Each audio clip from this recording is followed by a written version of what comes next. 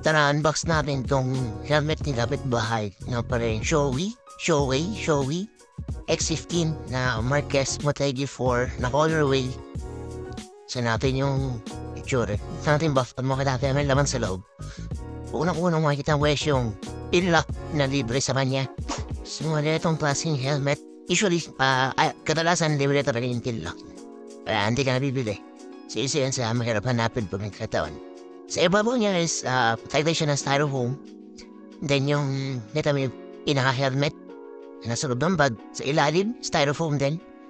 Tapos kasama yun isang plastic na sticker, user manual, chain curtain, saka chin guard, saka breath guard na rin.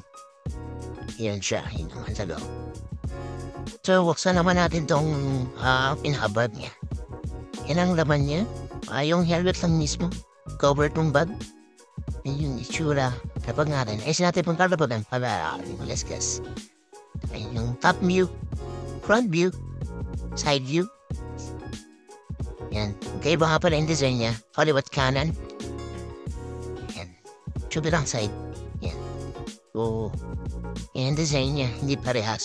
Sa likod may lakkat with reflectorized sticker na Shoei. Sa ilalim sa chain guard, yung open space na yun, sinalagay yung chain curtain or chain guard. And likod na pala ito ng double D-ring, lock for safety. Sa harap niya is dalawang vent. Yan. So open yung vent. And yung lock ng visor sa gitna.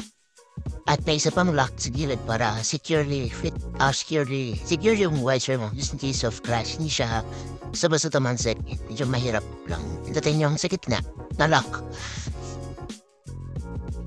And the main vents, ibabaw, up and down, sa gitna, and left and right. Yun yung lever niya. Sa left and right, ganyan din yung vent. Yun yung tsura niya. So, yan. Yung overall view, yung Shoei na helmet, at yung mga kasama sa package. Yan, double check natin. Yan. Maraming salamat sa pagpanood ng ating unboxing. Yan, sana magustuhan nyo at more videos to come. Maraming salamat!